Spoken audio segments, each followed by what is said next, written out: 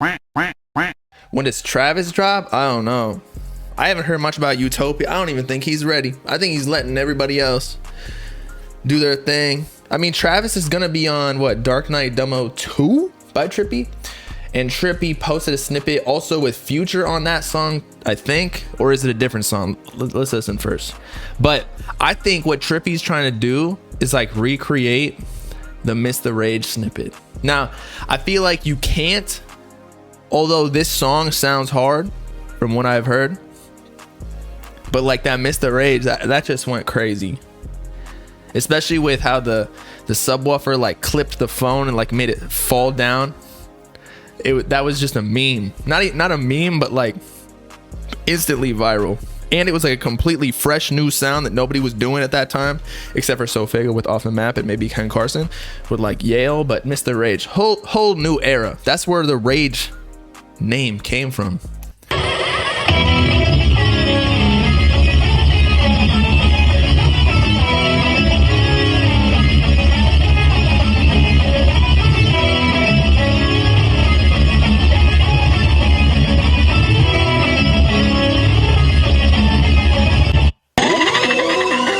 All right, so we didn't hear Travis Scott's part, although he tagged him in it. And then this is the Future. I think it's a different song.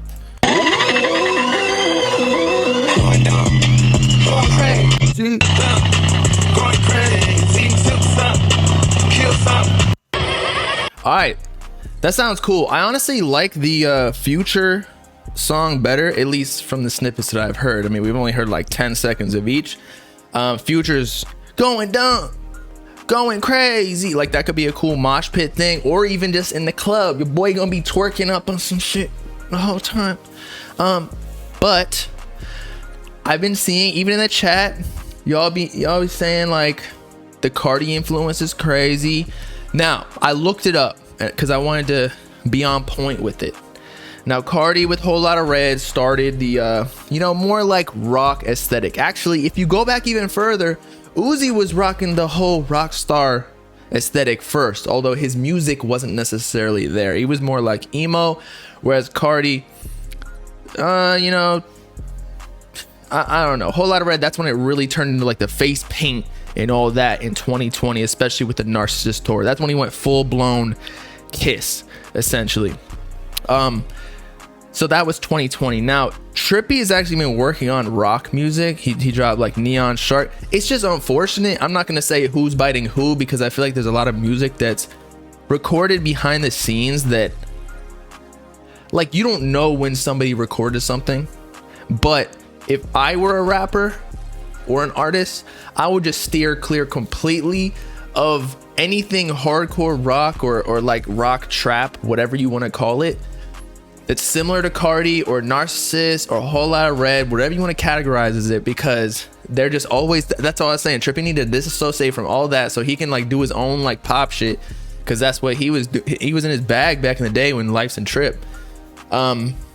Because they're just gonna always say that he's biting Carti, and that's like for some reason what his brand is now. Like people just think that he's biting Carti, or he's trying to the whole time. See, there we go. The Carti effect is crazy. I mean, I feel you. I really do.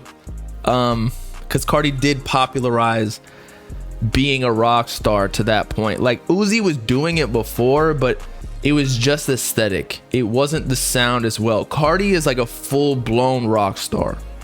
Sound, aesthetic, the way he moves, even with like the print publishing and magazines.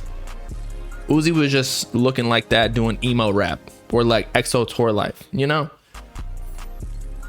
Juice WRLD was like Juice WRLD was like a rock star too, but it was like the different type of rock star. Like Carti's on that Kiss, like I don't even know what genre that's called, the face paint, like that true rock band, whereas Juice WRLD is more alternative, like 2000s, I'd say. So it was alternative rock, where Carti's not really like, oh, actually it might be considered alternative. I'm not good with like the classifications of genres. Metal punk, yeah, that's what Carti is. And then Juice is pop rock. Thank you. That is a good categorization. Carti is just Carti. I'm not gonna lie, bro. Yes, Wayne did. That's true. Lil Wayne did do a little bit of Rockstar with his Prom Queen, But at the same time, like, the execution just was not the same. Like, Prom Queen, he still looked like a rapper, you know? Like come on. He looks like a rapper with a guitar. And no hate towards Lil Wayne, because he's literally my top rapper of all time.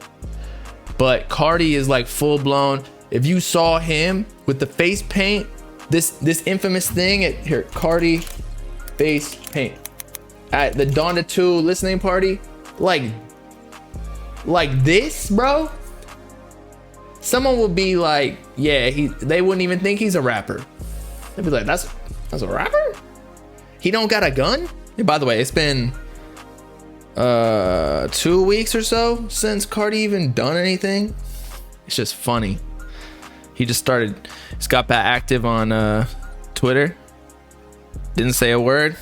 He's back relevant. Basically just checking in, making sure nobody forgets his name. Doesn't give any information other than just trolling that one picture of whatever creative female director that was with an explicit symbol under it, so people thought he was dropping new music. Crazy, man. He really got this game on lock. And yes, Trippie literally made an entire rock album, Neon Shark. Although I would say that was more like alternative as well. Although it did get a bit metal-y. Again, I don't know what I'm talking about in this space, but it was executive produced by Travis Barker, who was on Blink 182, which was an alternative rock band in the 2000s. So what did he look like? What did Trippie Neon Shark?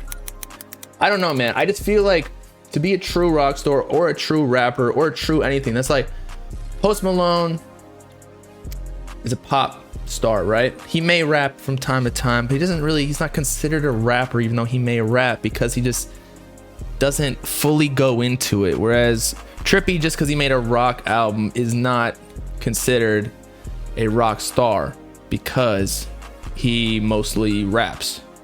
You feel me? Whereas Carti, he dives completely into it, 100%. Here was the Neon Shark. I'm trying to figure out what he looked like. I don't know, man. I also do feel like being an artist nowadays is very fluid. No homo. It's very fluid. You can kind of just morph into different genres. They're all pretty similar at this point because they're all using like trap drums. Like somebody was arguing with me about the new Uzi snippet. It was like the one where he was screaming. Let me find it. I called it like screamo rock. It's like, okay, I was just trying to describe it the best way I could.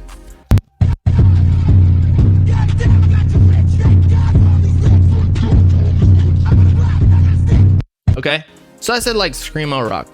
Somebody's trying to argue with me like, yo, this is nor screamo nor rock. And I'm like, bro, okay, what do you want to call it, man? I'm just out here trying to tell the people what's going on. And he's like, it's trap.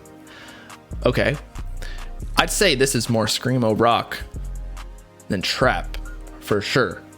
That's almost like, yeah, it's like there's some sort of like metal or rock or screams. Something's happening. Okay, that's not trap. Trap is like Future or like Gunna. That ain't trap. It's rock. Okay, just because it got trap drums. Like every genre kind of feeds into each other now, different types of instruments that are distinct to that subgenre or genre. Just because it has something, it shares a characteristic or instrument, does not mean that it's just classified under that completely. Never be something else.